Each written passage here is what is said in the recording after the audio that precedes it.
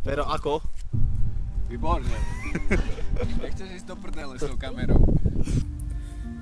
Netrvalo dlho a opäť sme zacítili volanie prírody.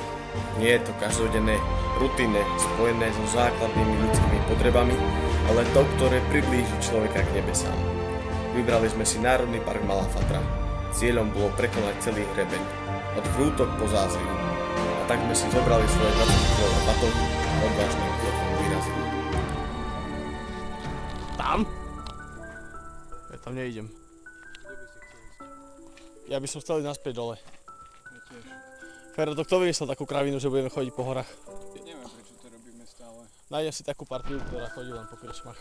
Ja tiež. Ale jak sa hovorí, že šťastie nechodí po horách, ale po krčmách. Dobre, takže končím s turistikou.